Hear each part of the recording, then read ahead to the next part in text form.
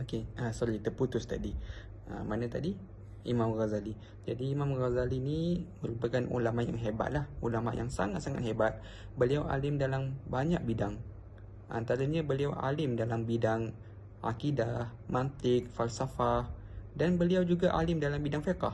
Sebelum beliau menjerumuskan diri dalam bidang tasawuf, beliau seorang alim fiqh.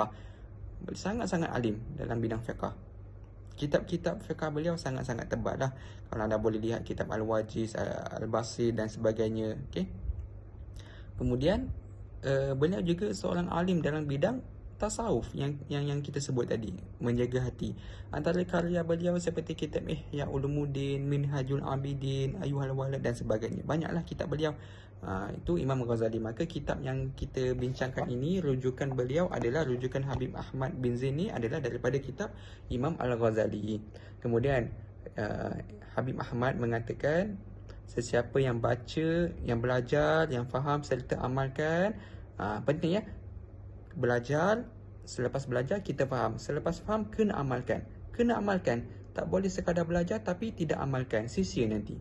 So siapa yang dapat buat, belajar, faham dan amal, maka insya-Allah moga-moga Allah memberikan taufik dan pertolongan kepada kita, insya-Allah. Jadi selesai untuk sesi yang pertama. Kalau ada salah silap, mohon tegur, boleh komen di ruangan komen, bagi tahu kat mana silapnya. InsyaAllah kita akan betulkan pada sesi yang akan datang. So sekali lagi terima kasih.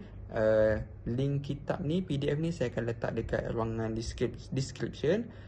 InsyaAllah, jadi mohon semua sahabat-sahabat, pendengar-pendengar untuk sebarkan rakaman ini kepada ahli-ahli kenalan anda, orang-orang yang anda kenal, ahli keluarga anda, dan sebarkan seluasnya. Semoga anda juga sebagaimana mereka mendapat manfaat, semoga anda yang mendengar, yang share ini juga mendapat manfaat yang sama, insya-Allah. Okay. Jadi kita tutup dengan bacaan selawat. Allahumma salli afdhala salatin ala as'adin makhluqatika sayyidina Muhammadin wa ala alihi wa sahbihi wa sallim adada ma'lumatika wa midada kalimatika kullama dzakaruka dzakiruna wa ghafala an dzikrihil ghafilun wa sallallahu ala sayyidina Muhammad wa ala alihi wa sahbihi wa sallam walhamdulillahi rabbil alamin. Assalamualaikum warahmatullahi wabarakatuh.